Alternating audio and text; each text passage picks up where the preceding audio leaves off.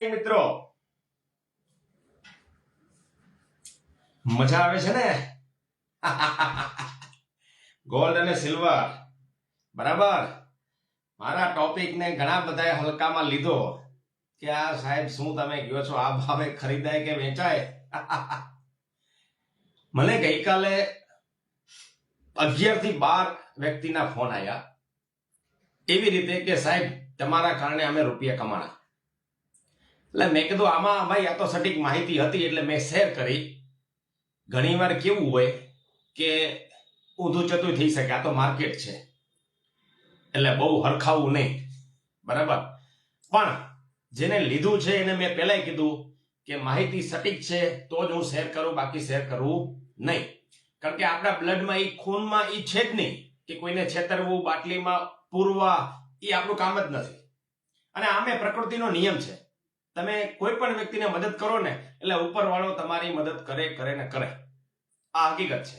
એટલે હંમેશા તમને ક્યાંક મોકો મળે સેવા કરવાનો કોઈ પણ રીતે તો હંમેશા કરવાનો આગ્રહ રાખવો અને ભગવાનનો આભાર માનવાનો કે આપણને એના માટે આવા લાયક બનાવ્યા.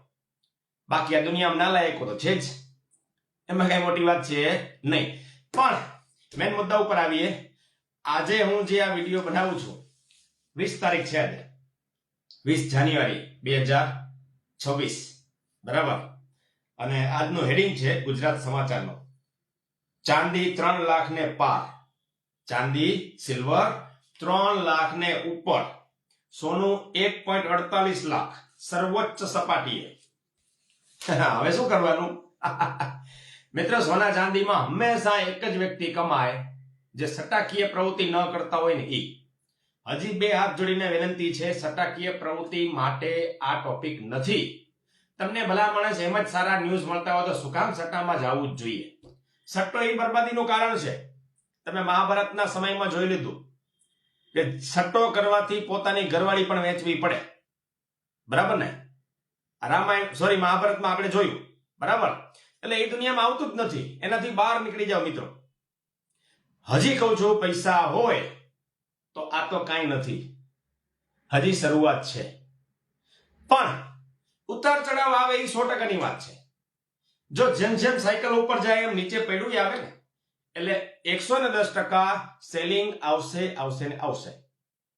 પણ જેને સટ્ટાકીય પ્રવૃત્તિ કરવી હોય ને એને બીક લાગે. આપણે તો 4-5 વર્ષ સુધી સાચવવાનું છે મિત્રો. આ તો કાંઈ નથી, હજી એવા ન્યૂઝ છે પણ હું એ ભાવ તમને કહી શકું એમ નથી. પણ એટલું ચોક્કસ કહું છું કે હજી આ ભાવે બન્યા રહેજો. અહીંયા વેચવાની વાત થતી નથી. ખરીદવું હોય તો 100% ખરીદી શકાય. કારણ શું કામ? માની લો કે થોડું કરેક્શન આવશે, થોડું, તો એમાં તમે ચડી નહીં શકો, તમે લઈ નહીં શકો. કારણ કે ત્યારે આખા માર્કેટના ન્યૂઝ એવા હશે, ચાંદી પડવાનું છે, ચાંદી 1 લાખ નીચે આવી જશે, ઝાડા કરાવી દેશે, આવી વાત થશે. એટલે નહીં ખરીદી શકો. પૈસા હંમેશા એ જ કમાય કે જે દમદાર લઈને મૂકી દે. લીધું મૂકી દીધું, બસ ભૂલી જવાનું. 4-5 વર્ષ નહીં એટલે નહીં, તો તમને પૈસા મળે. બાકી તમે રાહ જોતા હોય કે હવે આ લેવલ આવ્યું ને હું વેચી નાખું પછી નીચેથી લઉં, તો મિત્રો સોના ઉપર 4000 નો ખાલી ભાવ હતો ને સોનો, ત્યારથી માણસો વેઇટ કરે છે કે અમારે લેવું છે. આ 1.48 પહોંચ્યું, હજી ગાડીમાં ટ્રેનમાં ચડી નથી શક્યા. સમજી લેજો, કારણ કે હકીકત છે. આ તાકાત બહારની વાત છે. આ રેલી આખી અલગ છે. જેને તમે સમજતા હોય તો એ ટોપિક નથી. આ જો બબલ હોય ને એ ફૂટે, ફૂકો હોય ને એ ફૂટે, પણ આ બબલ નથી, આ વાસ્તવિકતા છે. અત્યારે પિક્ચર જે છે આ તો ઘણા વર્ષોથી અમુક લોકોએ અથવા તો બેંકના લોકોએ અથવા તો બેંકના ખાસ સ્ટ્રેટેજી વાળા, ફંડ વાળા ચાંદીને દબાવી રાખી હતી. બાકી આ બહુ કિંમતી વસ્તુ છે. ચાંદી ત્યાં સુધી નહીં પડે જ્યાં સુધી એનો વિકલ્પ નહીં આવે ને ત્યાં સુધી. વિકલ્પ એટલે કયો? સોલર પેનલ બનાવવામાં જે આવે છે એમાં જ્યાં સુધી ચાંદી વપરાય છે ત્યાં સુધી પડવાનો ચાન્સ નથી. કરેક્શન આવે એ હેલ્ધી છે, આવવું જ જોઈએ, બરાબર. એ પ્લસ માઇનસ હોય જ, પણ એનો રેશિયો હંમેશા ઉપર જ હશે, આ નક્કી, બરાબર. નીચે નહીં હોય. રેડી? જ્યાં હમણાં જ તાજા ન્યૂઝ એવા છે કે નવી ગાડી લોન્ચ થાય છે, એની અંદર આખી બેટરી સિલ્વરની છે અને એ બેટરી બનાવવા માટે 1 કિલો સિલ્વર જોઈશે અને એ નામાંકિત કંપની છે, બરાબર. સેમસંગ નામ છે કે તમને કહું છું, ન્યૂઝ સાંભળી લેજો અથવા જોઈ લેજો અથવા એનાલાઇઝ કરી લેજો. આ વસ્તુ હકીકત છે. ઈ જે માર્કેટમાં ગાડીની બેટરી લઈને આવે છે એ લોંગ લાસ્ટિંગ બેટરી છે. 1000 કિલોમીટરની એવરેજ વાળી કાર આવે છે. સમજજો, ચાર્જ કર્યા પછી અનબિલીવેબલ, માનવામાં ન આવે એવી બેટરી આવે છે. તો એની અંદર આ તમામ વસ્તુ સિલ્વર આવવાની છે. તો તમે મને કહો, આટલી ડિમાન્ડ હોય એ વસ્તુ ક્યારે પડે ખરા? જો કરેક્શન આવે, કરેક્શન એટલે કે ભાવ નીચા આવે, ત્યારે મેસેજ એવા આવશે, હે વેચો, ચાંદી નીચે આવી જશે, રસ્તામાં આવી જશે. એ વાત ખોટી. એવી ગલતફહેમીમાં ના રહેતા મિત્રો. વેચવા વાળો હંમેશા નુકસાનીમાં જ હોય, ખરીદવા વાળો હંમેશા ફાયદામાં જ હોય. એ પછી કોઈ પણ વસ્તુ હોય, બરાબર. અહીંયા એક જ લોજિક લાગુ પડે છે કે તમારી પાસે રૂપિયા હોય તો હજી આ ભાવે ખરીદી શકાય. આ હજી શરૂઆત છે.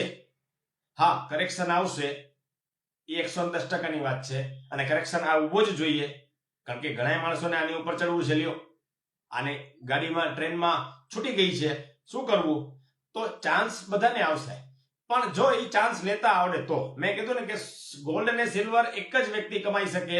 જે ભાવે અત્યારે વ્યવસ્થા છે, આ ભાવ તો આ ભાવ લઈ લ્યો, લઈ લ્યો એટલે સમજી લેવાનું એને એક દિવસ મોકો મળે. અને આમે આ બહુ કિંમતી વસ્તુ છે મિત્રો. આને ખાલી લઈને મૂકી દેવાય અને વેચાય નહીં, બરાબર. એટલે આ પાછી સટીક માહિતી છે.